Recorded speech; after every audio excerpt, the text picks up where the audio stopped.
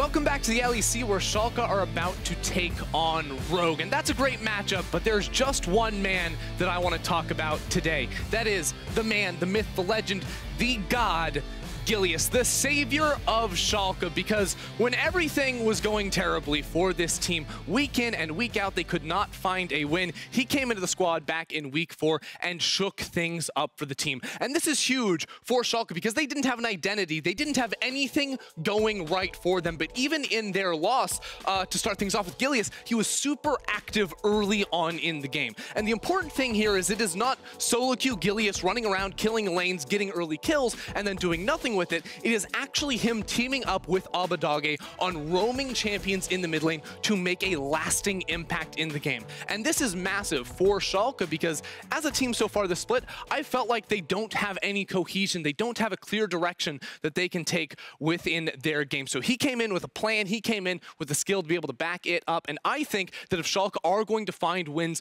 throughout the rest of the season, it is going to be through him and Abbedagge finding the early game leads he was able to make happen last week. So we're going to be checking out that. He had a huge performance in week 4. So let's see if Schalke's superstar god Gilius, the superstar savior, can salvage their season as they seek a shocking success story against Rogue in our second showdown. Thank you very much, Ender. Some great alliteration at the end. I didn't realize you could say so many S words so quickly. I'm still Medic. This is still Vedius, and we're here for the second game of the day. Rogue versus Schalke. Probably expected to be a more one-sided affair than the Vitality and unless SK the god game. has arrived. I mean, the god may have arrived. We'll have to wait and see. He both giveth and he taketh away. Yes, he does. The thing about Rogue is they're quite good at League of Legends currently, at least relative to the rest of the competition here in Europe.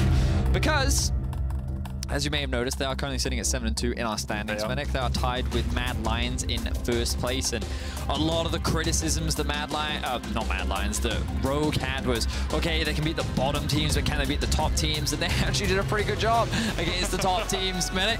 So right now they're sitting in a very comfortable position, and they want to maintain that as they move into the second half of the split.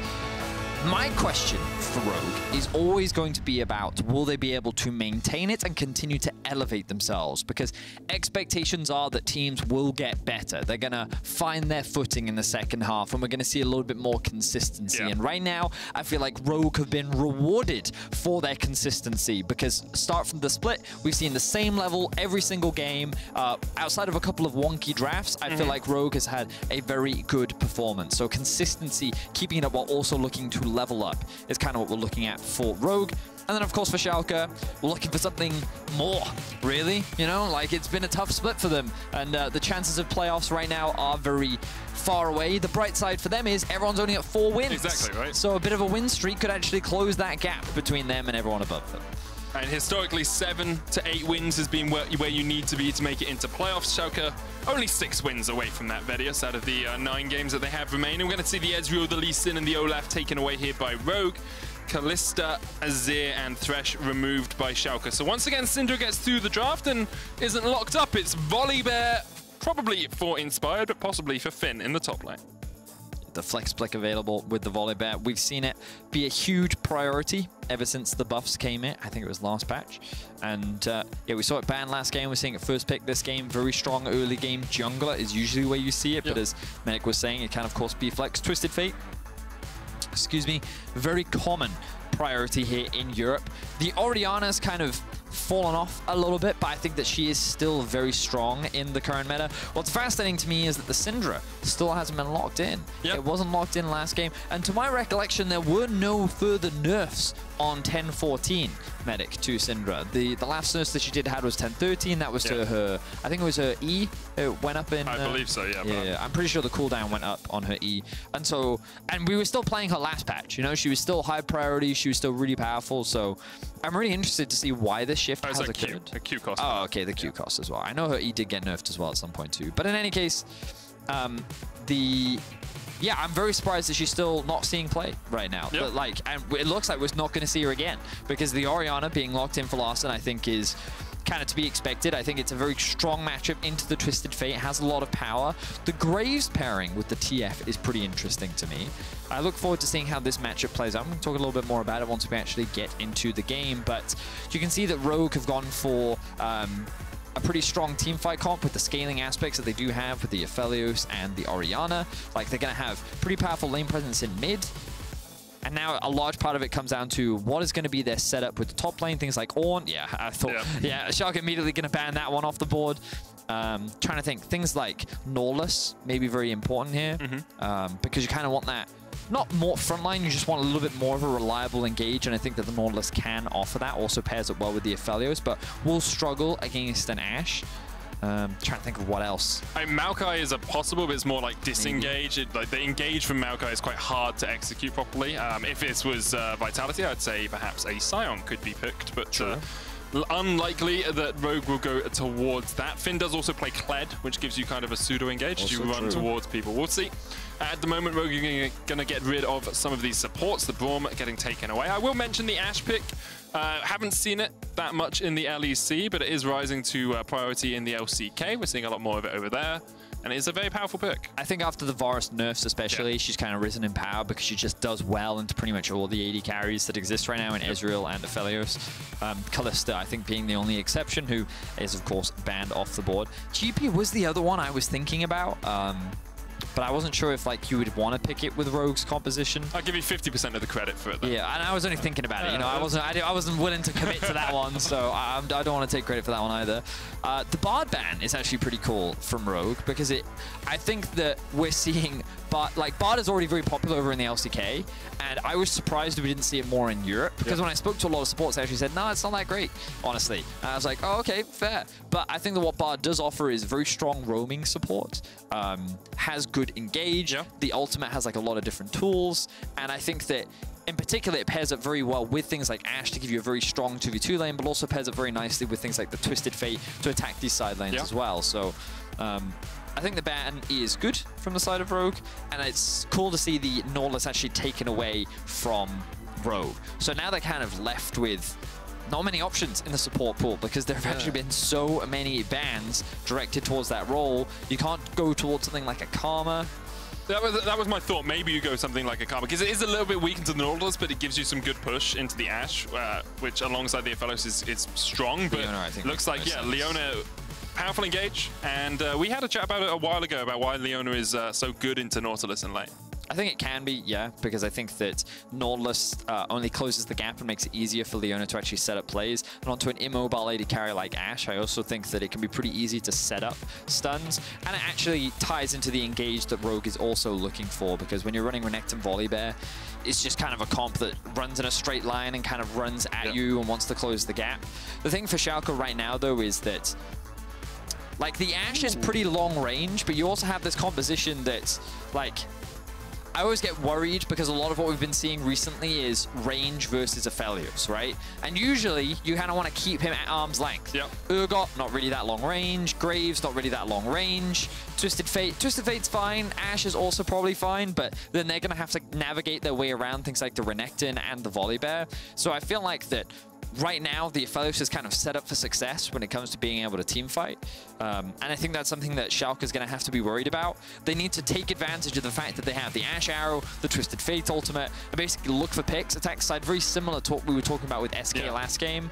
And it's kind of what you expect when you have a Twisted Fate. If you're not making use of his ultimate in the early game, you're going to struggle later on because you don't have the same team fight value that many of the mages in the current meta do. Things like Orianna, Azir just offer a lot more in those 5v5 scenarios. So early Drake investment, early picks, early ganks, that's kind of what we're looking at from this Schalke squad.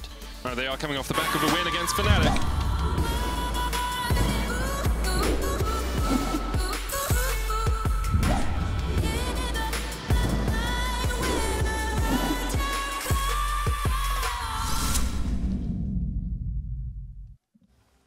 And as we head onto the Rift during the draft, we spoke to SK's Crown Shot about the bot lane matchup. 30 seconds until minions spawn. Well, I think Aphelios Leona has the advantage because they have a lot of ways to force, and Ashe Nautilus kinda needs to play for control, and probably both junglers will look to play around bot lane, so it might be kinda explosive matchup and with a lot of fighting.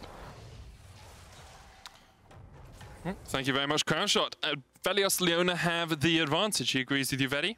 Thank you, Crowny, in the chat, please, guys. Make sure you show him your appreciation. Well, it's super interesting that he says that because, you know, my interpretation is like, I always look at the AD carries and then first I look at the range differences, right? So I kind of compare how they stack up against each other and then I think about how the supports then facilitate that power of an AD carry, right? Sure. So like, my initial instincts were that Ashe Nautilus should actually be able to like bully this lane around. Okay. So it's super insightful to hear from Crownshot where he says that they actually have the advantage because of how many opportunities that they have, like options that they have. So I'm really excited to see how this one plays out in the 2 versus 2. Notice that they're getting to lane straight away, whereas Ashe and Nautilus actually went for a bit of a delayed setup to get some vision. I can highlight it just here.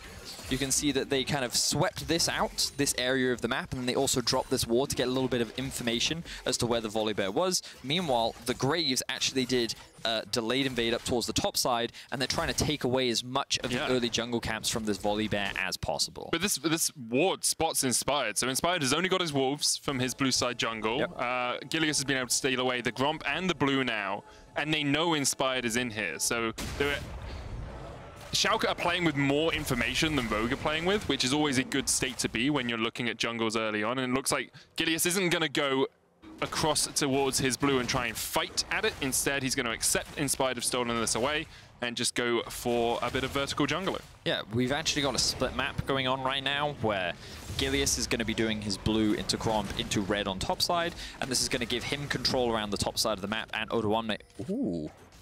Okay, I was actually just expecting him to then do a full red side clear and then maybe look for a play up towards top, but excuse me again, he's actually looking to try and contest some of these jungle camps. He obviously is going to know that his... Okay, I'm a little confused because he clearly checked the blue buff. So like maybe there's something that I'm missing there because I feel like he had all the information to know that the blue buff was being done by Inspired. Maybe he just wanted to confirm it. Maybe he just walks in to have a look, see if it was done or not. Like maybe he could get his Gromp or something. It gives you the little timer as well.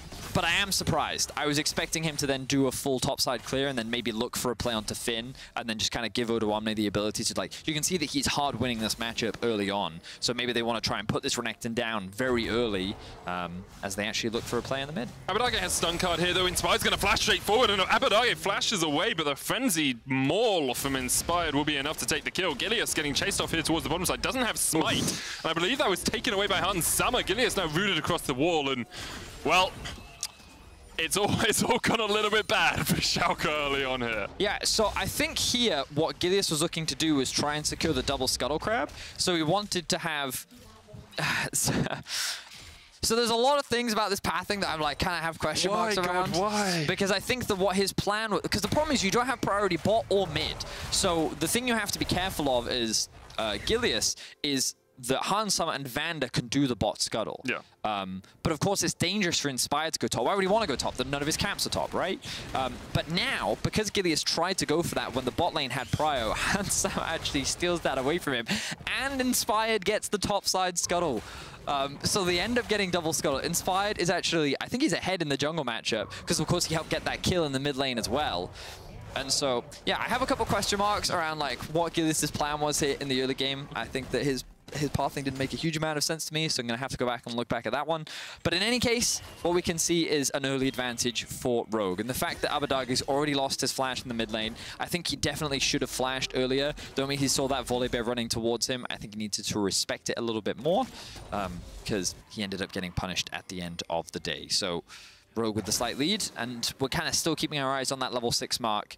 Notice that Hans Sama is running the cleanse medic, so he's going to have that available should the TF show up bot lane. Just that little bit more safety in case the stun cards come out. Gilius is spending a little bit more time up towards the top side. Odoamne with a 15 CS lead up here, but can't quite land the knockback onto, or the flip onto Finn. So Finn is able just to retreat, and he knows he's playing weak side as the engage comes down in the bottom lane. Vander going in with a Zenith Blade, but Dreams Aftershock keeps him pretty tanky, and the observers realize not too much is going to happen as the Shockwave goes in mid. Here comes Inspired looking for the stun as well, and Abbedagge is dead just from Larssen and that lightning from the sky. Engage comes in from Dreams. Hansama cleanses away, but he's been ignited. Neon's now flashing forward, and the Infernum is going to chase him down. Good Gravitum stun there. Hansama able just about to survive, and Vander's going to try and keep Dreams and Neon in this minion wave for as long as possible, because here comes Inspired Vedius. The Zenith Blade lands once again on Neon. He has no flash, he has no cleanse, but he's just about able to get away. Inspired comes in, swipes a couple of paws in, and Dreams almost falls as well. Well, Crownshot called it. He expected this bot lane to be pretty volatile, and already we're seeing a bunch of summoner spells being used. We're going to have a look back at this play in the mid lane. Larssen getting level 6 first, flashes in, uses the Shockwave to set up the play and applies the slow, gives time for Inspired to join, and I mean, Inspired doesn't do a huge amount, but it gives enough damage to allow Larssen to get the cleanup. Meanwhile, Hansama gets engaged on in the bot lane with a really good hook from Dreams. Neon flashes in with the commitment, and if it weren't for that Gravitum gun, Hansama may have lost his life. But here comes the bear from the river. Inspired, he looks for the collapse with Vander. He buys some time. Thank you for our observers for setting that one up. You could feel the threat from Inspired coming as they're able to find that kill, and Rogue end up coming out ahead, 2 kills to 0. Just here comes the Thunder on his way down the river. Here comes the Thunder would have been amazing. I thought about it just afterwards, and that's why I was laughing so much and had to mute my microphone. Anyway, Thunderstruck. No, okay. GMCA videos. GMCA. Copyright strike. Right. Okay, Rogue, 3 kills up, 1,000 gold ahead, 7 minutes into this game. A lot of those kills are uninspired, but we have already seen how powerful a Volibear can be when he gets ahead early on, and it's just Rogue showing us how strong they can be as a team in the early game. They are traditionally very, very good early on, and now they're trying to set up down towards this Inferno Dragon. Yeah, you can see that Gilius is currently at the top side of his map, and like, I think as a result of his early pathing, like, you can see how important early pathing can be in terms of momentum for a jungler and where you are for the rest of the map, because like, remember that the priority for a jungler is to farm as many camps as possible, right? Because if they don't, that's basically their equivalent of CS. And if you do your path in a weird order, when certain things happen on the map, you're kind of in the wrong place at the wrong time, because it's you a timing thing. Yeah, you have to, if your Krugs are respawning first, you kind of have to path towards top, or now I'm not in a position to contest Drake. And like, I think that as a result of some of the decisions that Gilius made, he's now in this awkward situation where he's behind, and he's even having a lot of his camp stolen. So Rogue are going to be able to steal away the blue buff. They still have their own blue buff alive. They're not getting punished as a result. And this means that Inspired denies gold and farm from Gilius. They're going to be able to hand over the blue buff to Larssen. And Gilius is in a bit of an awkward situation here where he doesn't have that many options. He's actually looking for a wraparound onto Larssen right now. Remember, Larssen doesn't have flash. He burnt it in that last fight. Abbedagge might look for the gold card, but at the moment the wave is slowly pushing towards Larssen, so he's very safe just standing back. Inspired had gone down towards red side, so Gilius, without many options, has kind of fortunately found himself a blue buff. So I think in this situation, because Inspired decided to do his own Raptors and red, this obviously gives Gilius more time, but I think the expectation was, I think the reason why Inspired does this is because he notices that his bot lane wants to swap. Okay. So because they've swapped, it makes more sense for Inspired to do his bot side camps and then have his top side camps. Yeah. Exactly. So now he can farm, the duo can push out the top wave, and then he can actually be in a position to do the Herald, or vice versa. He does the Herald, and then he can rotate back to around and then pick up his camp. So it's all about optimizing that pathing. So yes, they lost the blue buff, but he's now in a better position. And like, this is where I think jungle pathing can get really interesting, because you're always thinking about the next steps, where you want to be in the future, and like that largely separates like the good junglers from the great ones. And then at the super higher end, you're thinking about, well, which camp optimizes my experience per minute spent at it, right? Like, if Krugs takes you a while to clear,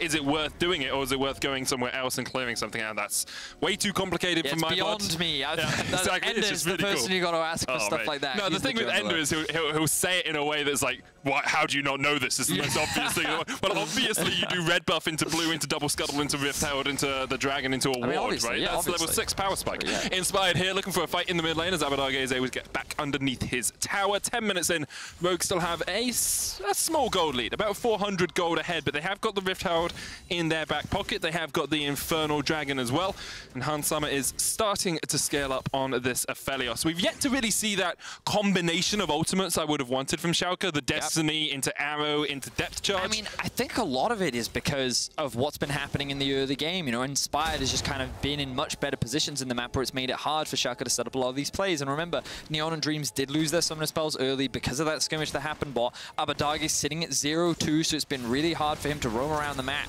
And Vander's now looking for an all-in. That's a Solar Flare invested onto Dreams. He has the Aftershock. He's pretty tanky during that, so he is able just to walk away. Inspired was round the corner, perhaps looking for a Stormbringer fight, but Odoamne continues to win out here. That gold lead he has developed has gone even further ahead. Abbedagge stunned underneath the towers. He came in with the Destiny, but Larssen burns his teleport to join the fight. There is a 30 CS lead in that top lane. I want to reiterate that. Like, Odoamne has been constantly forcing Finn back, but Finn just hasn't had the chance really to lane. He's just been on the weak side of the map a lot of the time, and because of that, it's about an 800 gold lead for Odo. Yeah, but look at the jungle difference. You can see that Inspired level 8 right now has a 700, 800 gold advantage over his counterpart in the jungle. And yeah, as you rightly said, Odoamne having good control over the top side. Inspired actually ahead in experience. Yeah, about half a level. That's pretty crazy. Yeah, Inspired's in a really good spot. Yep. So, yeah, you said a couple things, and I kind of want to backtrack to some of them because what I think is really interesting, and now I've like completely blanked, the top lane matchup in particular, as you rightly said, Finn having had to play on the weak side of the map has largely benefited the fact that Hans Sama and Vander can play as aggressively as they wanted. Yeah. And I think the reason why they committed topside was because Hans Sama had all of his chakrams up. Okay. And so I think that he picked a very smart window to actually engage in the fight, but then it was a really good response from Dreams to use his ultimate to actually stop Hans Sama getting the follow-up. And remember that when he's using things, when Hans Sama uses these weapons, he is relatively short range, and that's where the Nautilus ultimate can be very valuable because it prevents him from closing the gap. So basically it was just an exchange of ultimates in the top side, but I think that the trade made a lot of sense, especially with Inspire just waiting in the wings for them potentially to drop that Rift Herald and secure themselves a couple of points. And Vander's ult seems to be on a shorter cooldown than Dreams as well. Vander's is already back up. We do still have 40 seconds on the next Dragon, so Dreams should be able to get that depth charge back off cooldown by then. We saw Schalke try to make a play down towards the bottom lane. They weren't quite able to enact it. That Destiny from Abbedagge didn't get him anything, but Neon overstepping here. Oh, great cleanse away, but he's rooted underneath the tower. Good arrow on Inspired will stop Inspired in his tracks, and the bear will just have to walk away empty-handed. So sneaky trap being set up there by Rogue. Hans Sama also had the perfect gums for the situation. Notice how he held onto activating his Gravitum until after Neon had flashed, which then meant that Rogue were looking for that follow-up. They were willing to commit to a dive, but because of a quick Ashe ultimate that came out, they end up being denied that. So Neon loses all of his summoner spells, Rogue still have those available, and we do actually see a TP coming down into the river, looking for a bit of a collapse onto Larssen. And remember, Larssen doesn't have a huge amount of mana here, but still going to dissuade that engage. I mean, Gilius has just started up the Dragon here, and it looks like Rogue do not want to fight this. They're coming in across very late. The Dragon might already be gone before they can even get there. I feel this was a bad read from Rogue, because Inspired was doing his Krugs, and Gilius had started up the Dragon, and you had Rift Herald, so like, I feel you could have fought for this. I mean, sure. I didn't get to see all of the setup, so I can't say for certain exactly where it went wrong, but I know that Larssen, low on mana, probably wants to reset right now. And also Hansa. I mean, like, yeah, I think the fact that they just burnt the summoner spells from Neon and Dreams could have been a window for them to actually force that. In the river. But then I also couldn't quite tell. Maybe Finn's TP was on cooldown. Maybe that was what they were worried about. I mean, there's many variables. It just, in the moment, to me, it looked a little bit like Rogue could have fought for that. Again, it's one of those things where for Rogue's comp, having Drake as a win condition is extremely valuable for them because you want Schalke to come into you because that's how you optimize both the Orianna and the Aphelios. Yep. So by forcing more Drake fights and by forcing these kind of situations, it actually optimizes it for you. So I am surprised they didn't contest the second Drake, but without looking at the footage, I'm afraid I can't give full context as to why they weren't able to do it. That's why we have reviews, Vedius. I know Monday, 6 p.m. Yeah, you can always go and, guys, spam Vedi, tell him only want this reviewed. It's Don't like know 3 if I'm minutes going to long. do this game, I think you should be doing it, Benny. The fans have spoken. I mean, the they want fans the normally circle back as vote. well. I'm just saying. Do they? All right, I'll give you the circle back. There's the circle. Let's go! Umayan is someone else who's back this week after Pinoy subbed in for him last week. G2 versus Origin is our final game of the day. G2 have a couple of slobber knockers of games this week. Yep. Origin and Mad Lions tomorrow, so it's going to be a lot of fun. And I will mention, Rogue have slipped behind in gold here, Vedia. So it's about a 500 gold lead for Schalke. They've been able to keep things pretty even early on. And if they can find a couple of these picks that their comp is so good at collecting, they could actually put themselves in a really strong spot. Well, so my concern is that we haven't seen a Twisted Fate ultimate used proactively yet. We may see one now. Unfortunately, the arrow misses, but the flash from Dreams doesn't connect. Okay. Yeah. And there we go, back in with the Zenith Blade. There's the Solar Flare coming down, and the TPs have rained down from the skies. Finn, first one here, pops the Dominus. Dreams already gone down, and Odoamnes now with the 3 other members of his team as the flash comes forward. Ruthless Predator, Abadage, Slice and Dice, gonna chase him down, and Inspired brings down the Fists of Fury. Hans Summer takes the kill. And Rogue, they find themselves 2 quick kills once more. Very well executed by Rogue, largely just punishing the mistakes there from Schalke. And I think that it was an overcommitment from Schalke. They wanted to try and set up a contest onto this red buff. The setup and the plays didn't connect because Neon's ultimate didn't land, Dream's flash hook didn't land, and then at that point they'd overcommitted, giving Rogue the opportunity to go for that re-engage and turn things around in their favor. So Schalke giving away that slight gold lead that they had, Rogue back in position of power. And Rogue very happy with how that last fight went. They did have to burn the teleport on Finn and his flash, but Larssen still has his TP if he ever needs to match up in a side lane. There's a Rift Herald on the cards. It's 17 minutes into the game. And Larssen actually in such a strong position right now. Seraph's complete. He's got himself a needlessly large rod, maybe going up towards a Spellbinder second. Could, of course, be a Zhonya's or something like that as well. And be in such a powerful position.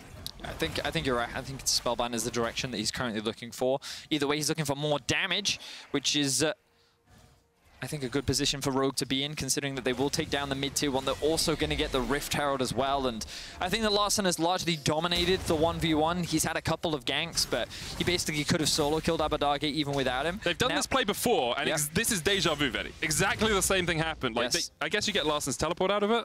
Yeah, but this is why Larssen has teleport. Yeah. He's running this for the sole purpose of being able to match Abadage, who's looking for these roams, and they've tried to put Finn behind, and yes, he is already behind, but he's done a great job of just surviving and mitigating. But Rogue, they're definitely in a much better position right now. They're going to drop the Rift Herald top, so they'll be able to trade both these towers as Schalke secures one bot. But Rogue can keep pushing in the top lane because they have control over mid. They can move that control into the top side jungle so they can look to try and help Abadage if they want, who's then going to, Hans Summer rather, who's then going to, oh, okay, fair enough. Gillies is going to interrupt that one. Yep. And now Rogue is just going to look for the reset, so. Yeah, now we're kind of waiting for the next Drake. You know, and this is often what we see from Rogue. A lot of their gameplay is very cookie cutter, very straightforward. They don't get too crazy with a lot of their executions. I think that they're just very smart, calm, calculated in a lot of their execution. And this is, again, where a lot of the consistency of the team comes from. I mean, they've just been... I think that the thing with Rogue is they have shown us, as you say, the same thing week in, week out, right? You know what you're going to get with Rogue. Sometimes they make some really cool vision plays. Sometimes they can catch teams out because they play around control wards really well. But most of the time, you know that Larsen's going to have a good game on usually a utility or strong mage. Hans Summer's going to be on an AD carry that can really carry the game. And then the rest of the team is going to work around them to try and find some of these team fights. And it continues to work for them. So you can't naysay against them. Shockwave here is going to get stopped as the stopwatch is used by Abadage, and Rogue will just disengage. Larssen did burn his flash for that, but Larssen are the consistent of the 2 teams at the top. Mad Lions are the inventive, the G2s of the world, and I think Rogue are best equated to perhaps a Fnatic or an Origin, but they are doing very well this game as they go in for an engage once again. The Solar Flare finds its mark, Abadage dies, and Rogue are now going to push in 5 players strong towards the bottom lane. Yeah, and this was a big punish onto Abadage. After the initial commitment from Rogue fell short, he thought that he could safely approach the tower and catch the wave after the tower died. But, of course, Rogue was still on the bot side of the map. They just secured the Drake, and that's what Vander used as an opportunity to find that pick and secure themselves another tower. So Rogue are just consistently punishing these very small mistakes that Schalke are making and netting huge advantages off the back of that. Only a short while ago, we were saying that they only had a small gold advantage, and now they've ballooned it to about 3,500. And we do have that fun stat medic. Any team at 15 minutes that has a 2k gold lead has a 100% win rate. Neither team had a 2k gold lead this game. True. I do have a cool stat for Rogue, though. They've never lost a game where they were in a lead at 15 minutes. And they were just about in a lead at 15 minutes in this game. So crazy. Well, So- never as in this split, obviously. I mean, for sure, yeah. But like, and that's kind of why when we look at Schalke's comp and the fact that they wanted to try and use their tools to try and snowball early, they weren't able to do it. This is something we actually just see keep a doing lot it. from Rogue, where last week it was Larson and Inspired that would duo the Baron, and now because you have the Aphelios, you can just duo the Baron like this, and look, they're just melting it. What I love about Schalke is they're like, okay, well, Hawk shot it. Okay, we know they're doing it. Okay, well, Destiny in it. They're still doing it, and none of us are really getting here in time to stop them from doing it. In the end, Odoamne will come down from the top side, but Abbedagge is going to get locked up with the Solar Flare. Slow. Didn't get the stun, just got the slow. Dreams flashing in. They're going for Hans Summer, but he has Flash and Cleanse to get to the back of this fight once again, and the arrow only hits onto Finn. Schalke stepping forward. Rogue very willing just to step back from this one, as Schalke were able to distract them from the Baron take. So I think that was a little awkward from Rogue, because you could see that they wanted to try and use the Baron as bait to maybe try and force some teleports, maybe force a couple summoner spells, maybe even force a team fight. Oh, Abbedagge stealing away that red buff. Rude. Oh, now Inspired looking for a pick, or maybe just his Grom. Oh, or a pick. Oh, this is a here bit. it Neon comes, has the no pick. mana. He's got no mana. He has got Cleanse and Flash. He's got the Blade of the Ruin King active as well. The stun comes down. Cleanse Flash immediately, but the Gravitum stun from downtown. Hans Sama finds his opposite man and locks him up for Larson to get the kill. Now the question is, will Rogue immediately go back towards the Baron? Remember that Hans Summer really needs a reset. What guns does he have, I think, is a big question Well, as he well. just used his Chakrams. That's what they were duoing the Baron with, so I don't think he has it available. Yeah, he has the Infernum and the Gravitum. But again, I think he needs to reset, so I think just clearing out the Vigil... Oh, okay, maybe not. Maybe just... Yeah, okay, thank you. Thank you, Inspired. I really thought you were going to do that then. That's a Leroy Jenkins moment right there. He's just like, I can do it alone. Oh, wait, no, I can't. I think he was just using the shield in the event that some poke came over the wall, so yeah. It makes sense, but scared me for a second, that's for sure. In any case, Rogue currently sitting 7-0 in the kills, 3k in the gold lead. And what I wanted to say was that whole Baron was a little awkward from Rogue, because I think that they wanted to do one of two things. They either wanted to, well, either secure the Baron for free, which would have been great, or they wanted to turn and fight, but then like no one from Schalke was really committing. Yeah. So they then kind of engaged onto Abbedagge, who just barely avoided the stun, and then they thought, okay, we'll just walk out of this one. And then Dreams flashes in, and it ends up being Schalke trying to initiate a fight there. And so I don't think Rogue were expecting that kind of response from Schalke, and it caught them unawares, which actually forced Hans Summer to burn all of his summoner spells. Now, of course, it still worked out for Rogue, because they catch Neon in the mid lane, overextended, and they get a pick, and then they get themselves another kill. And now you can see that a lot more animation has come through for Rogue. So they're feeling very comfortable right now, and they can just go straight back towards the Baron, or they can wait for the Man and Drake to spawn. Either option is very solid for them. Yeah, of course, giving up that Cloud Drake earlier on means that this wouldn't be the soul for them. They would go on to soul points, 3 dragons in the bag. Rogue trying to set up around the Baron predominantly right now. Odoamne has just finished his Death's Dance on this Urgot. We haven't seen him involved in a lot of the action. He has, you know, constantly kept about the 30-40 CS lead, but he hasn't really had the impact perhaps he would have liked. And we'll note that he's gone press the attack on the Urgot instead of the Conqueror that we used to see. Press the attack does just give you a little bit more outright damage. Remember that Conqueror also did receive those small nerfs, yeah. So might be the main reason for it. Anyway, for now, Rogue gonna secure themselves the tier 2, rotate back towards the Drake, setting themselves up for the 4 Drake win condition. It looks like Schalke's not gonna contest for now. They're gonna focus their efforts in a side lane and reclaiming some vision control around this Baron area. I feel like there's an opportunity here for a rushed Baron. Like you could do it straight away. You've got double AD carry, you've got an Urgot to tank it up, you have the Lichbane damage from the Twisted Fate.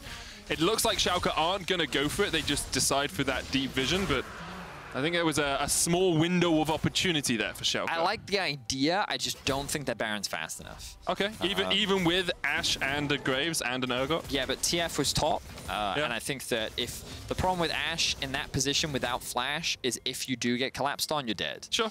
So I think that, like, I think the idea is correct, and if they had flash, then maybe it's worth it, and if TF ulted to the pit, maybe they could have forced it, but...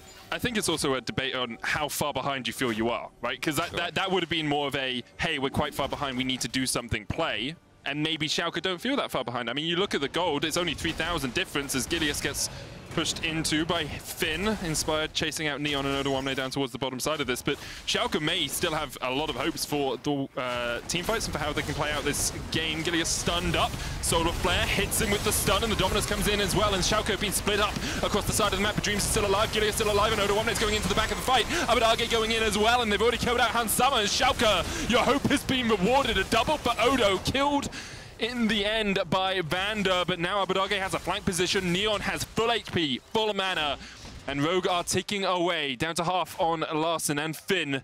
Abbedagge coming in, looking for that second wild pick a card proc. Locks in the gold, but Larsen's doing a lot of damage here, and Neon does need to be a little bit careful. The stun comes down, Inspired with the shield, a Frenzied Maul goes out, and now it's a 3v3 Dreams, looking to try and take down Finn, but Finn is too strong. Neon with the Ranger's focus will chase them off towards the top side, but instead, Gilius and Neon decide they just want to kill Finn, and they'll let Larssen and Inspired escape. Wow, so this fight was long, but huge props to Odoamne for what he was able to do in that fight. He's on a ward. He just obliterated Hans Sama. They're TPing. Yeah, I think he's fine. I really think Larsen's fine. No, Odo's a speedy boy. No, I think Larsen's fine. I think Larsen's fine. He's got ult. He's got ult. He's okay, fine. Look, Benny, I like kills. Yeah. Okay, he's fine. Sure. He did ult at the end, though. Did ult at the end, just saying. He did, and I don't think it was a good ult. So, what I was trying to say was that Odoamne was like really beast mode in that team fight, because he flashed into the middle of them all, knocked Hans Sama over his head, and basically just solo killed Hans Sama, which just immediately shifted the course of the fight so dramatically. The problem then for Schalke was, of course, committing to the rest of the fight, because that wall by Krugs got in the way, and then Orianna became really obnoxious. Now, I think that Rogue did a really good job to be able to actually equalize the kills in that team fight, considering how poorly it started, but then nothing came off the back of it, because it ended up just being a fight about kills. So it's definitely a bit of a weird one, that's for sure. And I imagine that the Drake and Baron is still the primary objective that we're looking at to be the next big point of contention. Oh, nice. Okay, so we're going to get to have a look back at this one, and I just want to draw your attention onto Odoamne, so just keep your eyes on the Urgon. Notice how he comes in behind Hans Sama. He's already deadlocked onto Hans Sama. Oh, but the Ash ult is what I missed earlier that set up beautifully for Odoamne to dive on top of him. Now he's in the middle of the whole team. He gets that ultimate off, he lands the two-man fear, and then this sets him up to be able to start cleaning out the team fight. But of course, Larssen is still pretty safe in the backline. This is where this wall then makes it harder for the rest of Schalke to fully commit to the rest of the fight. And I think at this point, they should have considered disengaging, maybe getting a quick reset off, maybe going to, you know, clear out some of this vision, but instead they commit, they think they can get more kills, and this is where Inspired is able to turn things around a little bit more for the side of Rogue. You can see Finn at the end, able to get another kill onto Dreams, and Neon realizes, well, you can't chase out a Volibear and an Orianna, even as full HP on an Ashe. Didn't have the vision, didn't have the ability to get any wards into those bushes. Is a 2.5 item Ashe. Last Whisper has been complete. I've seen this position from Gilius before. Dreams just shockwaved. He does get the hook away, but Larssen can continue to chase. Abbedagge getting destroyed by Finn. Destiny gated out. Okay. Yeah. That's pretty big, because now he doesn't have that as a tool to be able to join the fight, but also give vision and information for his team. Does, of course, still have the teleport, but this is going to give full priority for Finn in the bot lane. That Blade of the Ruin King makes it a lot easier for a champion like Renekton to close the gap against Abbedagge. But and the Merc Tread's also very valuable against his stun guards specifically. This is setting up Rogue nicely for that Mountain Soul, giving them that shielding, which of course is only going to just make them beefier and tankier and harder to kill. So Rogue just taking absolutely everything away from Schalke, maintaining that gold lead. And this is a window where, as you mentioned earlier, Schalke could consider trying to rush down that Baron, or maybe they just go for the 5v5 team fight. And right now it looks like Rogue are expecting the fight from Schalke. Yeah, Rogue's trying to set up a trap here. Traditionally very good about playing around vision. They know that they've denied as much as they can from Schalke.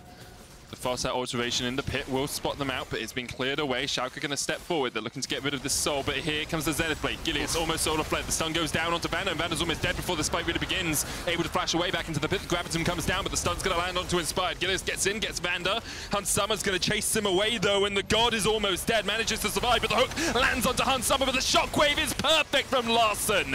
Everyone dived in, and they forgot about the Orianna. A shockwave from Larssen finds its mark. Abbedagge is going to get locked up here, as is Neon with the Runaan's proc from that long-range Colibrum. Neon has to flash the wall. Abbedagge chased out by Inspire, but should be able to get the stun down. Neon, he's kiting as much as he can, and Larssen did not need to flash that wall, but Neon is dead. Gilius, one of the last two players standing here for Schalke, limping away. Do the Baron, please. You really don't need to stress about Gilius. Get more kills! The Rogues just have to kill.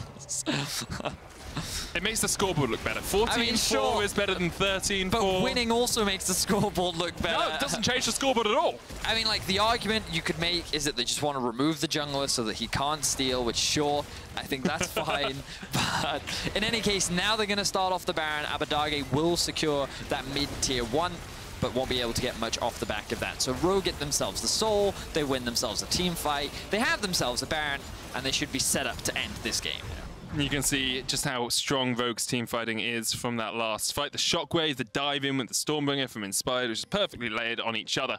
Made it very difficult for Schalke to react in any way that would win out the fight for them. Odoamne is still very big here on this Urgot, but hasn't really had the impact apart from that single fight earlier on that Schalke were able to win. Can we just appreciate how fed Larssen is? Yeah, like, he's a beast, mate. He's like giga fed. Can we just quickly swap over to the gold? Because like he's nearly full build. 15k.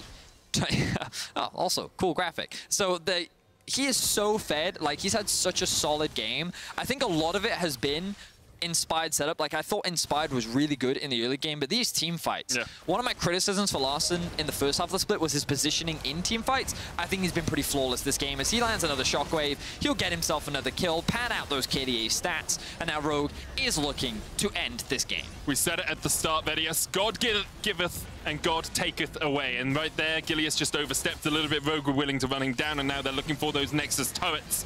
A good start to the second half of the split for them if they can take this one down. Finn pops the Dominus, Inspired tanking up as many Nexus towers as he wants. Stream's gonna fall. Abbedagge chased out by Larssen, pops the stopwatch, but all you're doing is delaying the Grim Reaper, my friend. Finn sinks in his big swordy thing and will take down that kill. Neon and Odoamne trying to defend the final Nexus tower, but it's just too little too late. Nothing they can do about this at all. Rogue looking for that 8-2 scoreline, looking to show and continue to show that they belong at the top of the table. Going for more kills. Oh, you're not G2! You're not G2, Rogue. At the moment, you're better. 8-2 for them at the start of the second half of the split. Yeah, they certainly are better. Currently sitting at the top of the scoreboard. That, of course, may change, as Mad will be playing a little bit later on today, but outside of a couple of sketchy Barons that we saw from Rogue, I think that was a very clean game overall. I really liked what we saw from Inspired. I think that he hard out-jungled Gilius in the early laning phase. And I think that Larssen overall outperformed Abbedagge. I think he was very dominant in the 1 versus 1. I was very impressed with his positioning in the team fights.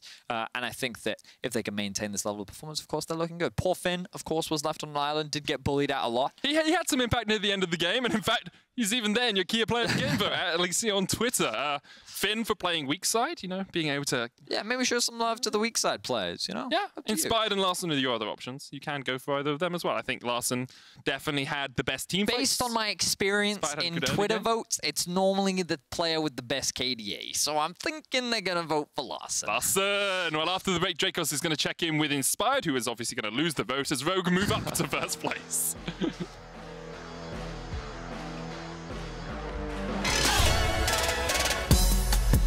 Be a dead Crown Shot. Selfmade's going to go in for that one.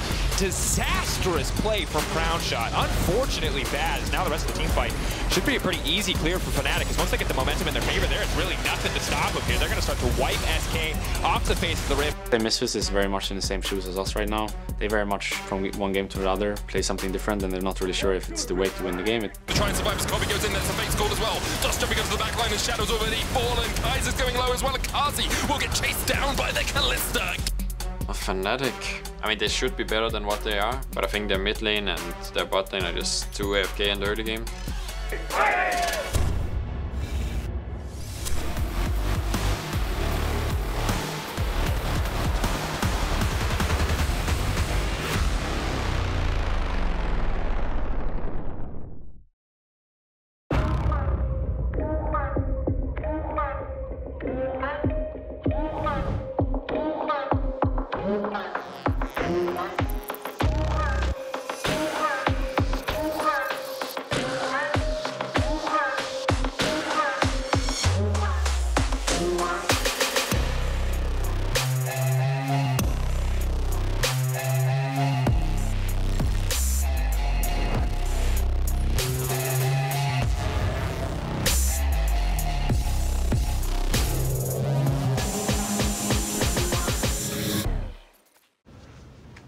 But you know FC Barcelona players eat veggies. No, they don't. Hey guys. That's a sponsor, Dad. I think it will be a tough one, but we are ready. What? Come on. Do you still have those carrots? Of course I do. Getting them to eat healthy takes a long time. Beko Harvest Fresh preserves vitamins for longer by simulating the natural 24-hour sun cycle. Beko, eat like a pro.